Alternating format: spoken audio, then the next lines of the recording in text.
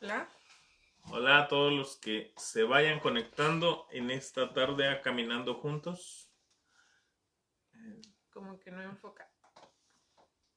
Ya llegó nuestra hora de caminar juntos y para nosotros es un gusto entrar por sus medios de comunicación, ya sea por Facebook, Por pues, teléfono. porque hay muchos que ponen la tele, ¿no? Ujú. Y luego le ponen ahí el No me punto. parece. Ahí está, Ahí ya me está. Ponle apareció. compartir primero para... y, Vamos a ver.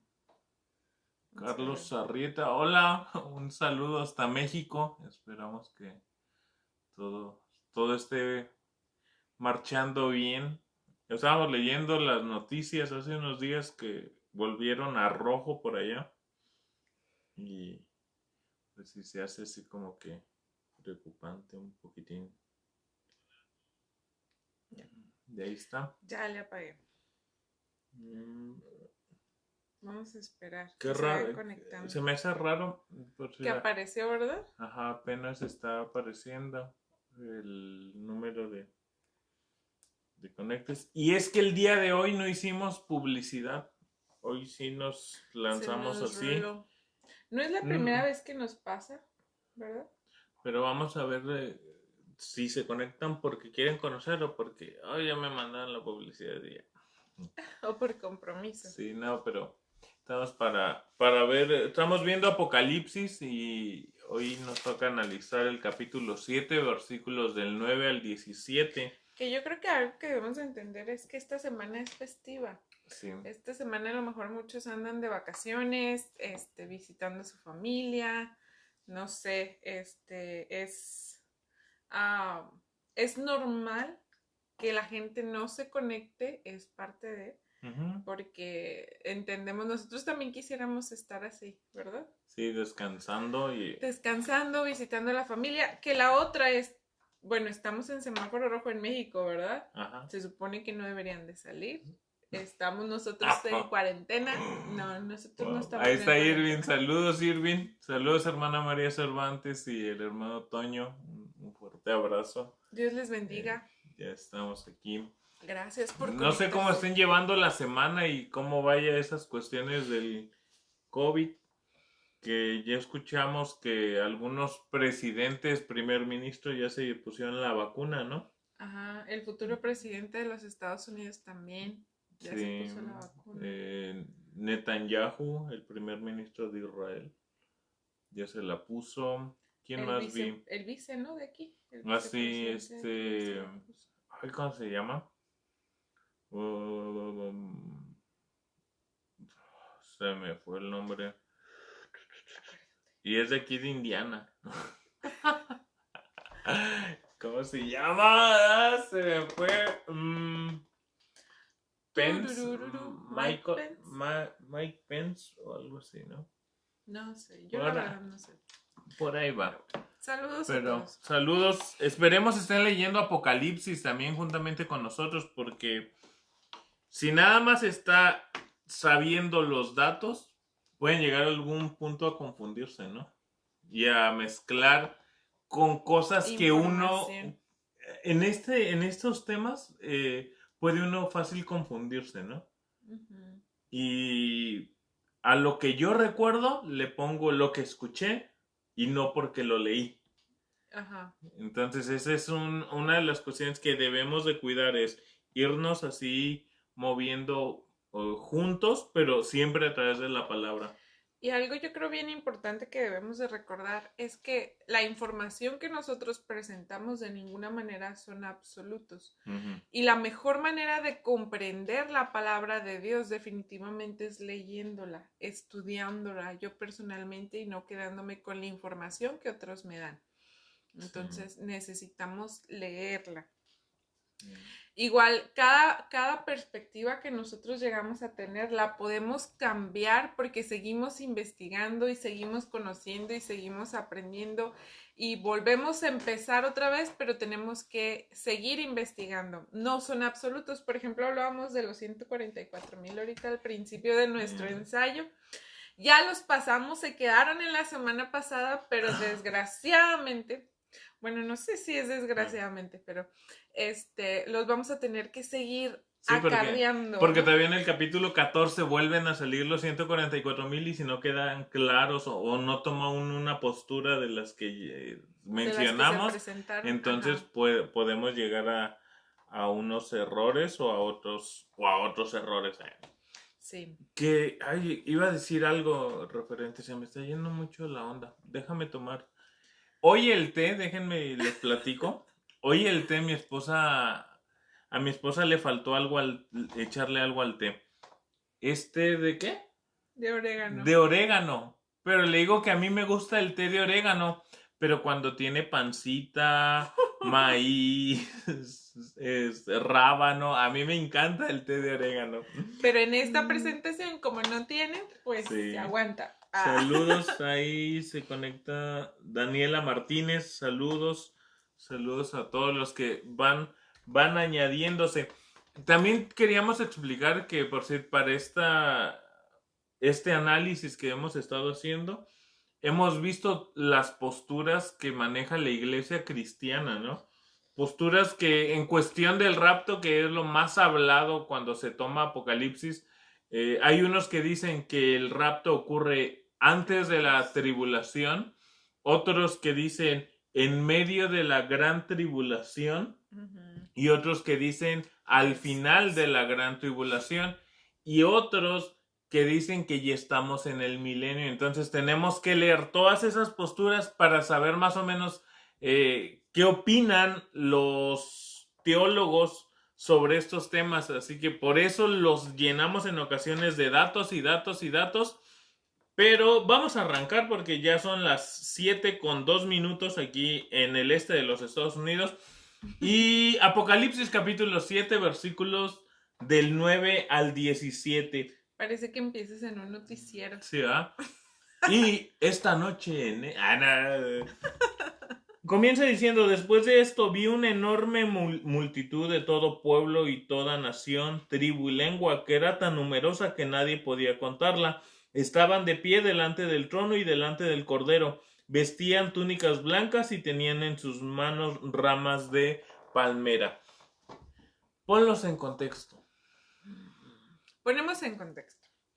Acuérdense que el martes pasado que empezábamos el capítulo 7 de Apocalipsis decíamos, en este momento Juan ya no está en el trono. La visión que él está viendo no es el gran trono, no están los seres vivientes, no están los ancianos, etcétera, etcétera. Porque él ve a 4 ángeles en la tierra sosteniendo los vientos y ve a uno que viene como desde donde sale el sol y así, ¿no? Da muchos detalles y habla de otras cosas que no estaban en el trono. Y ahí la palabra dice que él vio los ángeles, pero escuchó algo.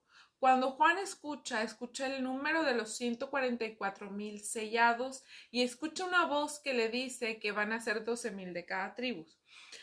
Algo que yo aprendí en mis clases de instituto bíblico, y eso me lo enseñó mi suegro, una cosa es lo que Juan oye y otra cosa es lo que Juan ve. Por decir, cuando voltea, oye, el león de la tribu de Judá y voltea, ¿verdad? Él escucha, he aquí el león de la tribu de Judá, y voltea y lo que ve es un cordero inmolado. Un cordero que había sido sacrificado, que tenía la cicatriz en su cuello de haber sido llevado al altar del sacrificio. Ahora, casi podemos decir que es la misma situación. Juan escucha algo y cuando voltea ve una gran multitud. Y la característica de esta multitud, porque normalmente nosotros, y más lo sabemos porque estamos aquí en Estados Unidos, ¿no? El otro día andábamos en una tienda y se me ocurrió ir al baño. No te platiqué, se me hace. Yo creo que no. Fui al baño y cuando terminé lo que iba a hacer y ya iba de salida, entra una señora y yo la vi y le digo, hi. Tatanka. La señora me dice, ay no, estas mujeres americanas que dejan un desbarate y empieza a hablar y hable y hable y hable español. Yo traía cubrebocas, ella no traía cubrebocas. Y yo dije, mira, supo que era mexicana. Y es muy notorio cuando tú ves a un mexicano, cuando tú ves a un chinito tailandés, por ejemplo. Ahí luego me andan saludando a mí. Es muy notorio. Cuando Juan voltea y ve a la multitud, no ve una multitud de judíos. Uh-huh. No ve una multitud solamente de una sola raza, porque los podemos distinguir si los vemos. Él ve gente de toda tribu, de todo pueblo, de toda nación, de todas las lenguas. Ve una multitud multicultural, multirracial, multinacional. Que tú me decías en el ensayo que ese es el objetivo del evangelio, ¿no?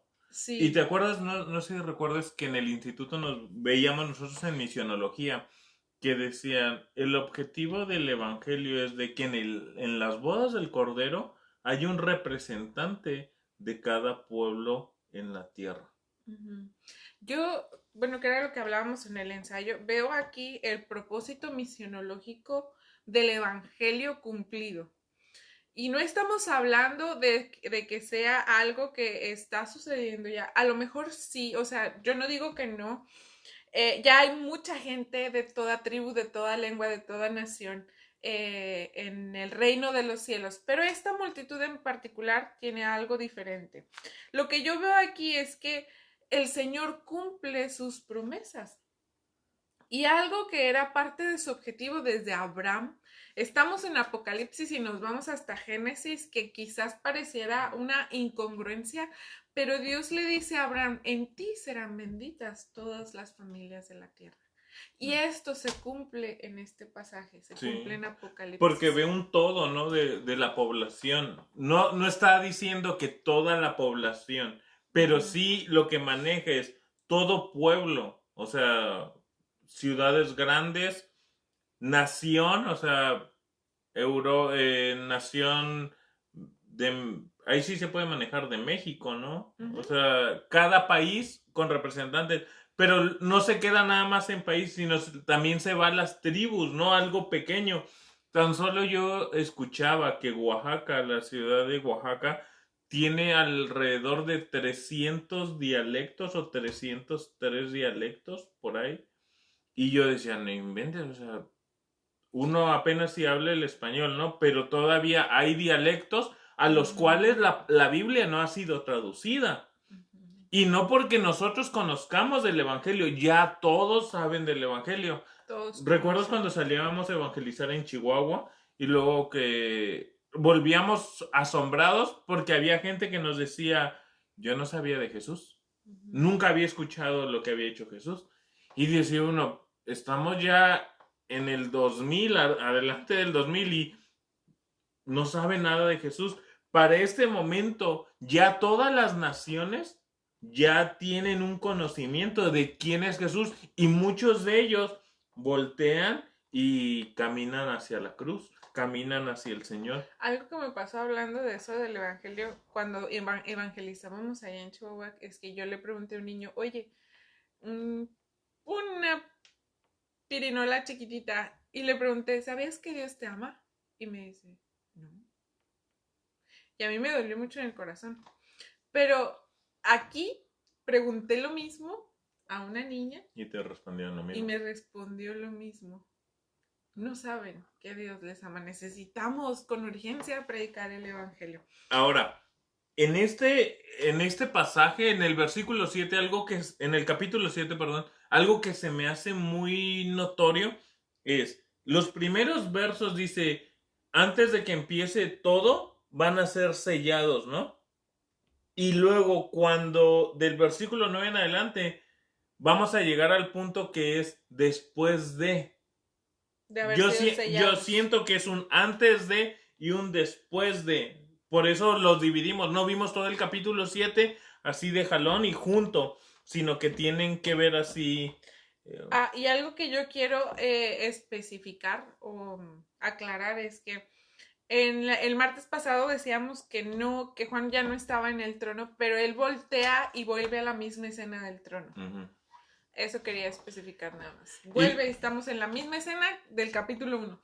Y luego, esta gente que ve esta gran multitud que Juan ve es túnicas blancas, y palmas en sus manos. Y no habla de palmas de la mano, sino lo que es, tiene una palmera, ¿no? Lo cual simboliza mucho regocijo y mucha alegría. Y también yo leía de los comentarios, uno de ellos decía que son signos de victoria. Sí. El hecho de las túnicas blancas era un signo de victoria en el Imperio Romano en aquellos tiempos. El hecho de las palmas en las manos. ¿Qué ocurre cuando Jesús va entrando en su entrada triunfal? Uh-huh. O sea, quitaban palmas y luego las mecían y todo. El llamado Domingo de Ramos, ¿no? Una manera de adoración muy cultural de Medio Oriente. Si tienen preguntas, pueden hacerlas. Si tienen dudas, comentarios, pueden hacerlas sobre esto que han estado leyendo del capítulo 7, porque vamos en el capítulo 7.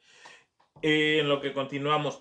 En el versículo 10 dice que esta multitud, dice, y gritaba con gran estruendo, o sea, con fuerza a todo pulmón, que decía, la salvación viene de nuestro Dios que está sentado en el trono y del Cordero. Recordemos que si quitamos de nuestra mente la percepción que en medio de la tribulación, que en medio de las situaciones difíciles, el Señor está sentado en el trono. Si lo quitamos de nuestra mente, es cuando entra el miedo, entra esa desestabilidad, ¿no? En nuestra vida de que ya todo es malo, todo se viene abajo, la situación nos va a ir de mal en peor. Pero esta gente tenía claro algo.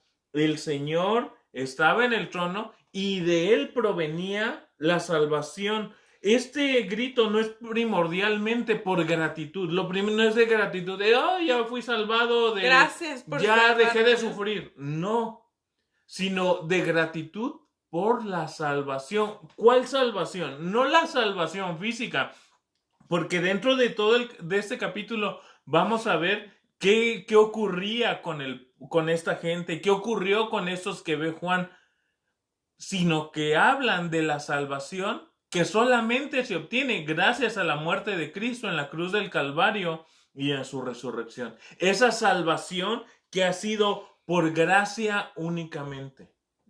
Algo que yo leía es que esta es una adoración cargada de entusiasmo espiritual que ha hecho anhelar a los fieles de todos los tiempos la redención final.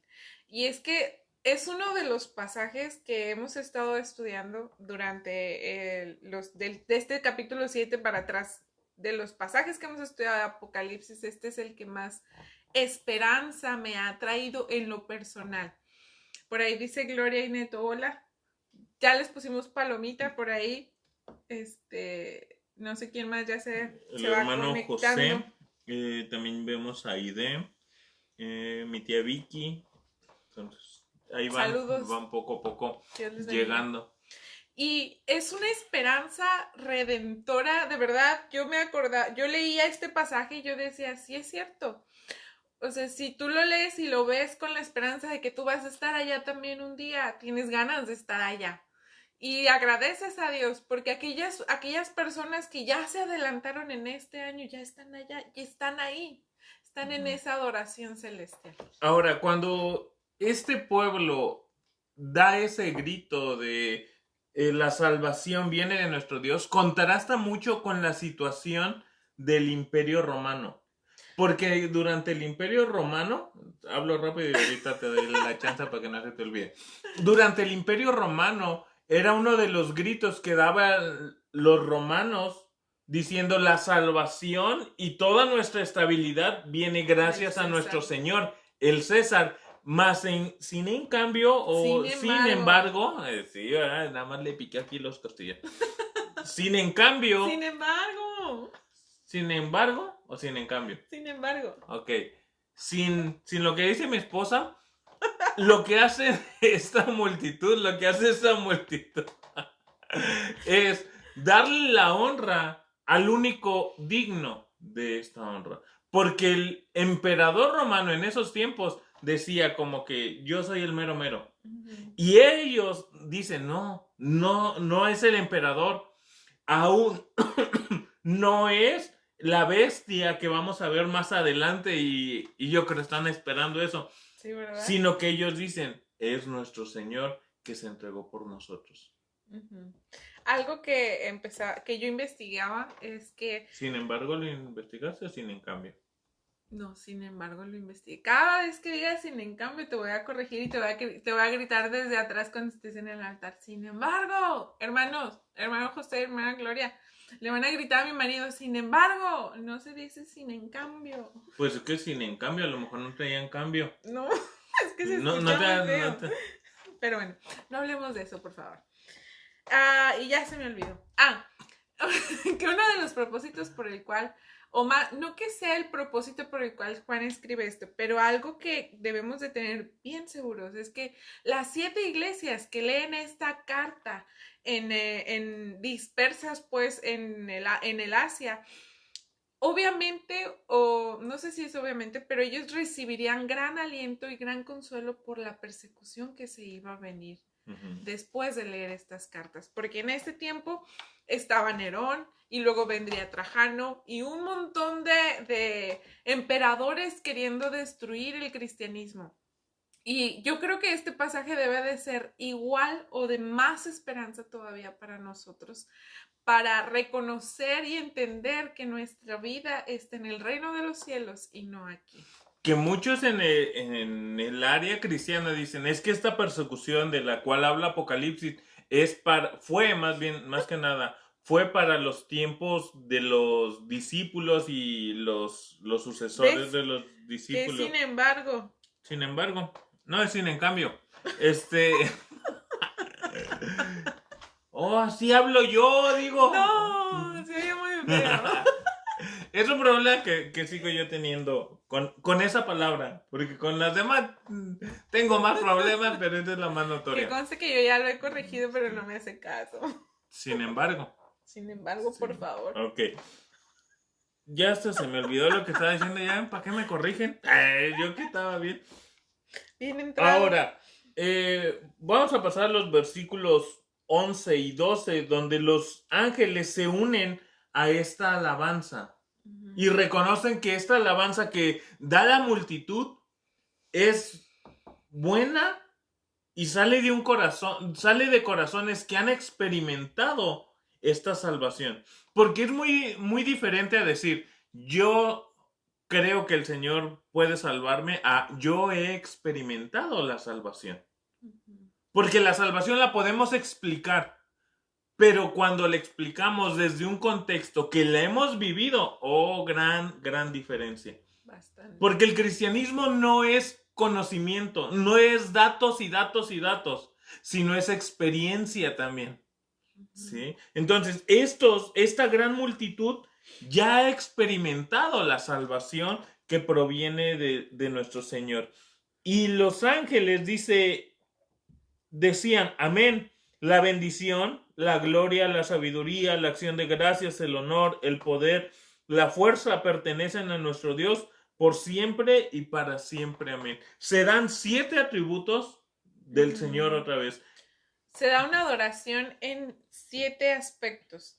Y hay una parte cuando leemos la bendición, dice el versículo, la sabiduría, la gloria, acción de gracias. Cuando usa el artículo la, se me quedó muy grabado porque es como en inglés que utilizas el da o el de. The store. Tú estás mencionando de una tienda en específico. Eso es algo que yo no entiendo, pero porque en español tú utilizas para todo la tienda, el supermercado, la mesa. Y aquí no muchas veces. Y aquí no. Aquí en el idioma inglés, ¿no? En el inglés lo usas particularmente cuando es de algo en específico. Y aquí en este pasaje está hablando de la bendición. Y en el griego es más específico. Por eso es súper específico. Está hablando de la bendición, le pertenece al Señor. La gloria le pertenece al Señor. La honra le pertenece al Señor. Y es que si hacemos un análisis de todo lo que el Señor es para con nosotros, estaríamos de acuerdo que cuando adoramos al Señor podemos decir estas palabras. Pero ya conscientemente, porque no es lo mismo decirle, Señor, la bendición viene de ti. Pero cuando recuerdo cómo me ha bendecido el Señor, ya ese, Señor, la bendición viene de ti. Yo tengo en mente todo lo que el Señor ha hecho en mí. Entonces, el cristianismo es una vivencia. Es una experiencia. Y luego sigue diciendo en el versículo 13, entonces uno de los 24 ancianos me preguntó, ¿quiénes son estos que están vestidos de blanco? ¿Y de dónde vienen? Y aquí viene esa pregunta que a lo mejor digamos, sí es cierto, ¿de dónde son? Primero habla 144,000 y de pronto dice que una gran multitud que no se podía contar de todo pueblo, nación, tribu, lengua, de todos lugares que no podían contar. ¿Quiénes son? ¿Quiénes ¿De son? dónde vienen? No sé. No sabes. El anciano le pregunta a Juan y Juan responde, no sé. Y es que... Tú lo sabes, le dice el anciano. ¿Qué ocurriría muchas veces dentro del cristianismo cuando nos hacen una pregunta y no sabemos responder? No le inventamos. Es que muchas veces nos lo inventamos, ¿no? No, son estos. O sea, como que quiero poner en juego como que sepan que yo sé. Pero Juan es bien sincero y dice, yo no lo sé. A mí me gusta como dice en la Reina Valera porque Juan le dice, Señor, tú lo sabes. Y acá en la versión que yo tengo dice, tú eres quien lo sabe, Señor. O sea, como diciendo, yo absolutamente no sé quiénes son estos, ni de dónde viene. Y entonces viene la respuesta. Y mucho cuidado y aquí atención con lo que le da este personaje a Juan. Porque le dice, estos son los que murieron en la gran tribulación. Han lavado y blanqueado sus ropas en la sangre del Cordero. Muchos teólogos dicen que al referirse aquí a la gran tribulación, no está hablando de la gran tribulación. La tribulación que vendrá antes de que venga el Señor Jesucristo por segunda vez. Sin embargo, podemos ver que el autor realmente se refiere a la gran tribulación que vendrá o que, pues sí, que vendrá antes de que Cristo venga por segunda vez. Yo creo que es algo que debemos dejar muy en claro, que esta multitud son los que están saliendo de la gran tribulación. Ajá. Ahora, yo leía un comentario, uno de los comentarios que leí y les platicábamos que vimos varios puntos de vista. Y uno de ellos que creen el rapto antes de la tribulación, o sea, pretribulacionistas, dice, estos no son la iglesia. Pero yo te hacía la pregunta, ¿no? Y yo decía, o sea, no son la iglesia, pero han sido lavados con la sangre de Cristo. ¿Y qué ocurre cuando mi vida ha sido lavada con la sangre de Cristo y me ha limpiado de mis pecados? Pues eres parte soy parte de la iglesia, ¿no? O sea, porque la iglesia ya soy yo. Y eso chocaba con mi pensamiento. Ahora, esta gran tribulación la marca Daniel capítulo 12 versículo 1 y también la marca el Señor Jesús cuando da el sermón profético en Mateo 24 versículos 21 y 22 hablando de la gran tribulación cual no ha habido y ni habrá. O sea, lo que hemos pasado a través de todos los años, de pronto decimos, es que esta tribulación es la más fuerte. Los judíos pensaban que el momento del holocausto era lo más fuerte y de pronto muchos llegaron a decir, ya esto es la gran tribulación. Pero todo ha continuado.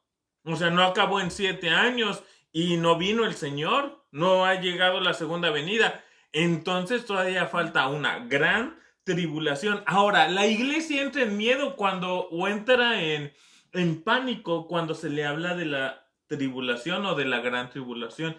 Pero como iglesia, la iglesia... O cuando se habla de una simple persecución. O sea, no necesitamos hablar de la gran tribulación para que la iglesia entre en pánico. Simplemente con decir, va a venir persecución, ya... Como que la iglesia entra en susto. Pero la tribulación es una expectativa normal dentro de la iglesia. La iglesia siempre va a tener persecución. Siempre va a pasar tribulación. El Señor Jesús lo dijo, Juan 16:33. En el mundo tendréis aflicción. Y desgraciadamente es algo que la iglesia no está viendo. O sea, no se le ha enseñado, no se ha educado a la iglesia en general. La iglesia, todos ustedes que están ahorita en Chihuahua, en México, en Illinois, por ahí vi a Niria conectada. Saludos, Niria. Saludos a la hermana Marcela también. No sé de dónde más nos estén viendo ahorita, pero todos nosotros somos la iglesia y no hemos educado a la iglesia a decir, en el mundo tendréis aflicción, pero confiad. Yo he vencido al mundo. Pero, porque desgraciadamente han sido muchos sermones, no, es que estás hablando mucho tú.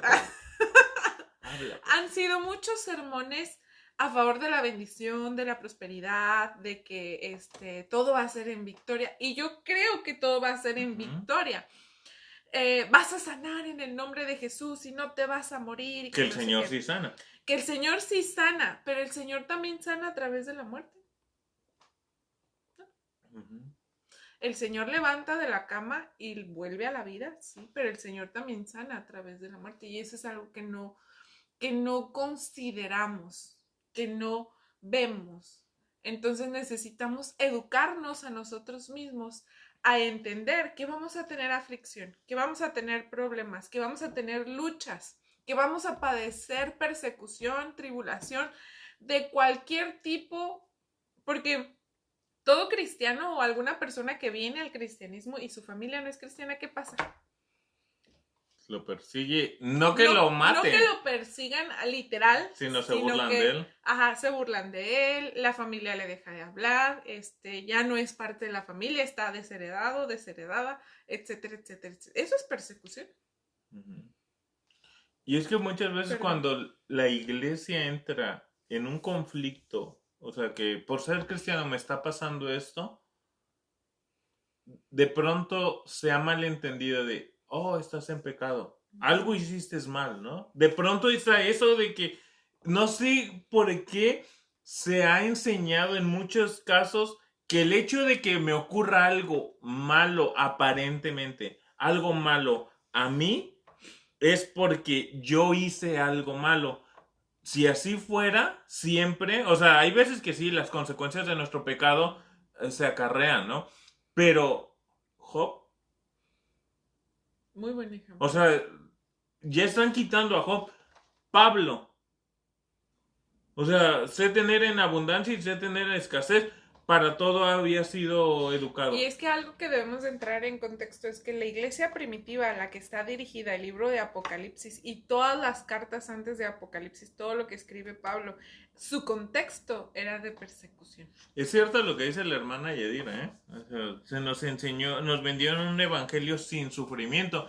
Y que hay una secta que viene de Brasil que le llaman Pare de Sufrir, ¿no? O sea, porque creen que al venir al evangelio ya se paró de sufrir y si seguimos sufriendo es porque hay pecado. Ajá, algún pecadillo anda por ahí. Si estás enfermo es porque hay pecado. Y no, la palabra nos enseña, por eso tengan bien en claro esto, la palabra nos enseña que por ser cristianos nos van a perseguir o nos van a abuchear, nos van a intentar desacreditar, no le vamos a caer bien a la gente, lo que sea.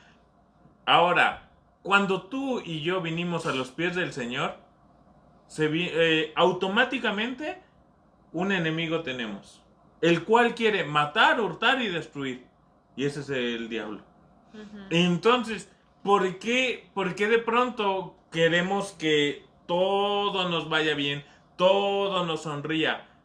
Ahora, si estamos pasando un momento de tribulación o de un momento de pues amargo en nuestra vida y sabemos que es consecuencia, tampoco lo disfracemos, ¿eh? Tampoco digamos, no, es que el Señor le da sus mejores, las más fuertes batallas a sus mejores soldados. Si sé que es por mi pecado, entonces arrepentámonos. ¿Sí? Exacto. Dice que en la Segunda Guerra Mundial los judíos pensaban que era la tribulación y que Hitler era el anticristo. Porque sus cuentas en su propio calendario, según las 70 semanas de Daniel, caía ahí en esas fechas. Pero tengo una pequeña controversia con esto porque los judíos no creen en el anticristo. Y también en las semanas, tan solo la semana 69 cae en el año 27 después de Cristo. Entonces, ya ahí es un poquito... Qué bueno que haces este comentario porque sí, esta semana yo leía por decir de los judíos que ellos decían, es que para nuestras cuentas el Mesías ya tuvo que haber venido. Para los O sea, en judíos. su primer Pero venida. el Mesías, no el anticristo, Ajá, sí, porque no el ellos no Mesías. creen en el anticristo. Y entonces hablan del siglo primero. Dice, se está tardando, ¿no? Y ellos dicen, es por nuestro pecado. Sí. Pero así es la cuestión. Entonces, esta gran multitud muere en la gran tribulación. O sea, tengamos en cuenta que en la tribulación y gran tribulación, todo lo que tenga que ver con Cristo va a sufrir una persecución aún mayor de la que están sufriendo nuestros hermanos en China, Corea del Norte, Vietnam, Rusia. O sea, que hay persecución es constante y es constante. Que muchos de nosotros no le estamos sufriendo tan a flor de piel como ellos, no quiere decir que así va a estar siempre. Ajá. Porque puede venirse en cualquier momento esta gran tribulación.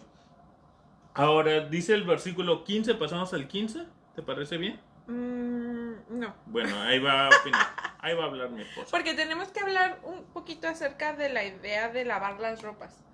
Porque para muchos, ellos hacen un acto que lavan sus ropas en la sangre del cordero como un acto meritorio, como un acto de que si lo hago me merezco la vida eterna. Y no es así. En realidad, el acto de lavar o blanquear las ropas es le llama Moons, una paradoja. Porque todos sabemos que nuestra vida es limpiada y lavada por la sangre de Cristo. Aunque la sangre no limpia, aunque la sangre, literal, mi sangre no va a limpiar, pero la sangre de Cristo sí. Y en realidad esta parte de este pasaje solamente está hablando del acto de fe en Cristo Jesús, no de un acto literal de lavar las ropas, sino de un acto de fe, de creer en Cristo Jesús. Ahora sí puedes pasar al versículo 15. Dice el versículo 15, por eso están delante del trono de Dios y le sirven día y noche en su templo, y aquel que está sentado en el trono les dará refugio. Vean claramente que sigue recordando, o sea, en su narración Juan sigue hablando del que está sentado en el trono. O sea, es un objetivo, es algo más bien que no tenemos que perder de vista. Yo hablaba con un teólogo en estos días y luego me decía, tenemos que entender algo. La cuestión del rapto no es obligatorio de salvación. O sea, ¿cuál cuestión del rapto? Explícanos. O sea, el hecho de que, porque a muchos se nos ha enseñado que el rapto es antes de la tribulación, que la iglesia se va antes de la tribulación. Y muchos dicen, no, se va a la mitad. Y otros dicen, no, se va al final de la gran tribulación, es el rapto. Pero ojo, esta cuestión del rapto no es de salvación. Cuestión de salvación es, Cristo murió en la cruz del Calvario. ¿Lo crees? Si no lo crees, entonces está peligrando la salvación. Okay, ya te Pero en la cuestión del rapto, como un dogma, como una doctrina. Lo que sí tienen en común las posturas, al menos estas tres posturas, es la segunda venida. Eso está clarísimo. Cristo viene, es segunda venida. Entonces, tengamos ahí el cuidado. Y dice que el estar delante del trono han entrado en una comunión personal, una perfecta comunión con Dios. Y ahora la pregunta que podemos hacerles es, ¿cómo está nuestra relación con Dios? En proceso, ¿no? Porque responderíamos mucho. Esto denota, imaginémonos que se nos viene el día de mañana, nos levantamos con una persecución de que en todo el mundo a todos los cristianos nos quieren matar. ¿Qué ocurriría? Si yo no tengo mi comunión firme con el Señor, voy a tronar. Ajá. Si no tienes una comunión firme, si no tienes una experiencia con el Señor de decir lo que yo creo es por fe y lo afirmo porque lo he vivido el poder de Dios, he vivido la presencia de Dios en mi vida, lo he experimentado, entonces nos vamos a quebrar, nos vamos a romper. Y ahora dice, le sirven de día y de noche en su templo. Qué gran privilegio, ¿no? Uh-huh. Para mí este pasaje es un gran privilegio, el estar delante de la presencia de Dios sirviendo. Que yo leía, dice, el hecho de irnos al cielo no es para unas vacaciones. O sea, el trabajo no se termina. Uh-huh. Que la cuestión del cansancio por el trabajo sí se acaba. Pero seguimos adorando a Dios, sirviéndolo. ¿Qué es lo que como cristianos tenemos que tener en mente? O sea, yo voy al trabajo, yo voy a tal lado, yo sirvo al Señor en donde quiera que voy. Entonces, eso tengámoslo bien, bien claro. Y templo, sabemos que en la Nueva Jerusalén no va a haber templo. Porque aquí dice, y le sirven de día y de noche en su templo. Es que el templo es la morada de Dios. ¿Sí? Y representa la presencia concreta de Dios. O sea, una relación constante. A eso se refiere cuando le sirven de día y de noche en su templo. Están en comunión constante con Dios. Yo leía que la misma presencia de Dios nos va a cobijar. Porque es una promesa para cada uno de nosotros. O sea, nos va a envolver la presencia de Dios y vamos a estar ahí. La Reina Valera dice su tabernáculo. Su tabernáculo, ajá. Hablando o haciendo alusión al Antiguo Testamento en Éxodo, donde la presencia de Dios estaba en un tabernáculo, en una tienda de tela, hace alusión a ese pasaje. Pero en realidad habla del cumplimiento del pasaje donde dice que Él va a morar dentro de su pueblo, en medio de su pueblo, y Él nos va a llenar con su presencia. Qué padre, ¿no? O sea, uno bueno, al menos yo lo escucho, lo digo por mí, yo lo escucho y digo, qué bonito ese momento, ¿no? Luego dice el versículo 16, nunca más tendrán hambre ni sed, nunca más les quemará el calor del sol. Y versículo 17, pues el cordero que está en el trono, vuelve a repetir que está en el trono, o sea, el gobierno de Dios, será su pastor, y él los guiará a manantiales de agua que da vida, y Dios le secará cada lágrima de sus ojos. La gente que ve Juan en esta escena ha pasado por un sufrimiento. O sea, tenemos que ver que sufrieron hambre, sufrieron sed, a lo mejor en su huida para resguardar su vida. Y en esa huida no estaban negando al Señor, sino que era cuidar lo que alcanzaran, ¿sí? Y si los agarraban, no iban a negar al Señor. En esa huida el sol les iba a quemar. Y el Señor Jesús en su sermón profético habla que dice, huyan, ¿sí? Y muchos huyen para el desierto. Y dice, enjugará toda lágrima. Dentro de los funerales, me ha tocado escuchar este texto. El Señor enjugará toda lágrima. Pero en realidad no hace referencia a ese tipo de lágrimas. Hace referencia a la lágrima, que es mi sufrimiento, que digo, me están matando porque sigo a Cristo. Uno de los autores que yo leía dice que hace referencia a como cuando un niño llora, pero no llora de tristeza, o bueno, no necesariamente un niño, ¿verdad? Hasta uno, no llora de tristeza, sino de felicidad, porque ya llegó a la meta, ya tienes lo obtenido, ya estás allá.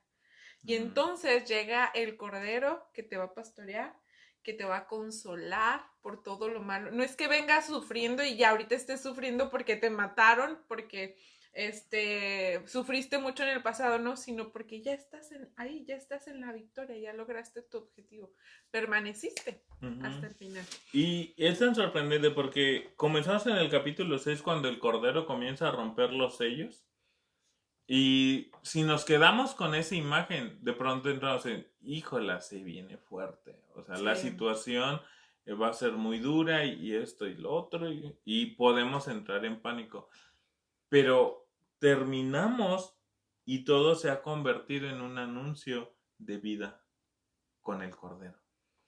O sea, veámoslo de esa manera, porque morbosamente muchos nada más ven lo negativo de Apocalipsis y esto va a ocurrir y esto va a pasar y esto y lo otro y lo otro.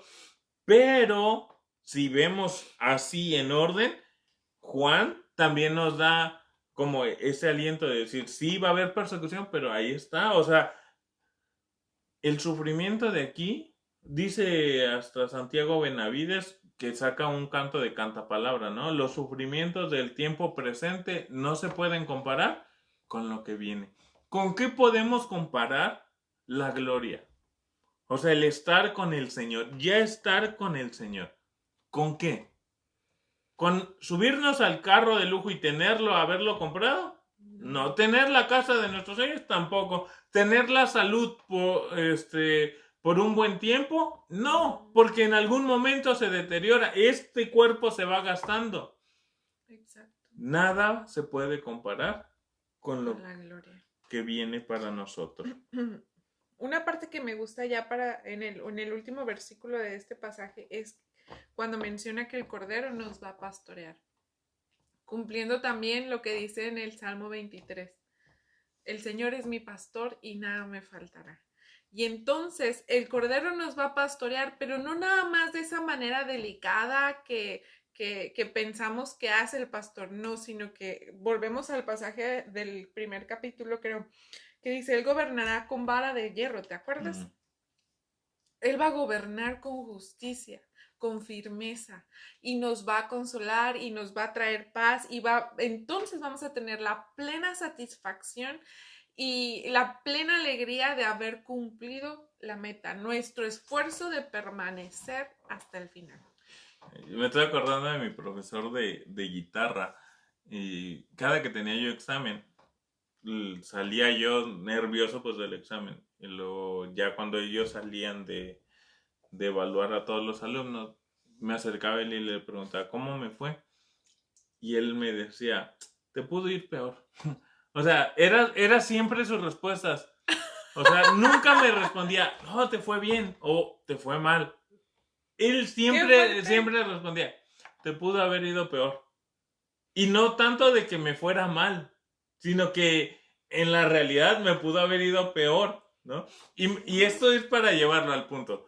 A lo mejor estamos pasando una situación difícil. Y a lo mejor suene duro. Pero si se suelta una persecución contra los cristianos, nos puede ir peor. Entonces, ¿por qué lloramos con lo que estamos pasando ahorita, no? Entonces, agarrémonos del Señor, refugiémonos en Él, porque Él es nuestra esperanza. Y sí, Apocalipsis nos da esperanza, es una luz de esperanza. Quien lee Apocalipsis como el punto de morbo, de morbo va a terminar con miedo y va a terminar malinterpretando muchas cosas. No, Apocalipsis nos da esperanza, porque Apocalipsis habla de 144,000, que vamos a ver que en el capítulo 14, esos 144,000 siguen siendo 144,000. Al Señor no se le pierde ninguno de los suyos.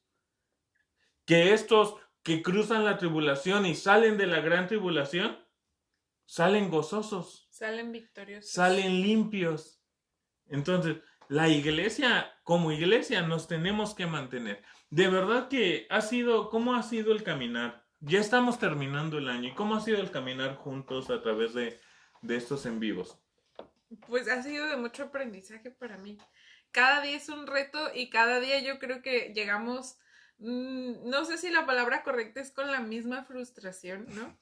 Porque sentimos que no sabemos nada y que necesitamos todavía estudiar muchísimo más, pero ha sido un aprendizaje constante. Sí. De verdad que antes de entrar al aire nos ponemos muy nerviosos porque decimos no queremos malinterpretar un texto de la Biblia porque podemos dañar al pueblo del Señor. Entonces, gracias por caminar juntos.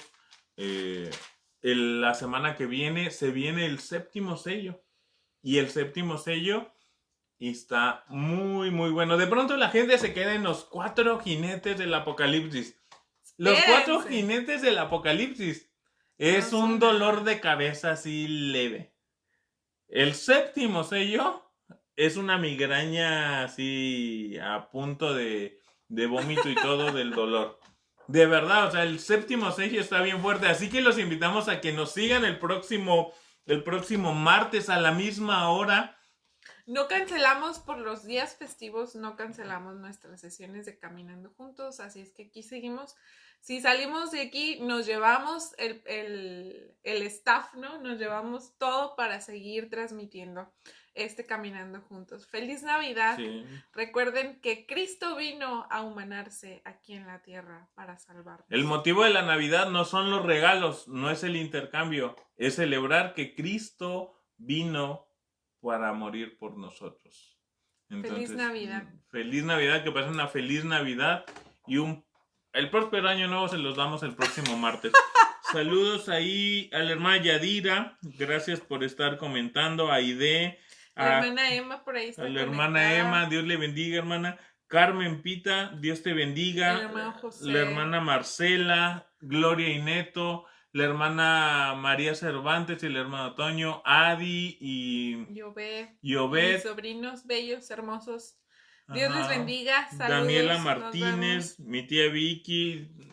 Saludos. No alcanzamos a ver y nada más digo los que nos salen aquí en los comentarios. Gracias por seguirnos. Nos vemos el próximo martes. Lean el capítulo número 8 porque está muy bueno y saquen todas las preguntas que puedan, de verdad. Estamos esperando sus preguntas. Sí. Dios les bendiga. Nos vemos. Cuídense mucho. Te toca que pasen una feliz Navidad. Recuerden, si les trae algo allá, si llega Santo Claus y les deja algo para mí por allá, ahí guárdenmelo y luego me lo dan. Dios les bendiga. Bye.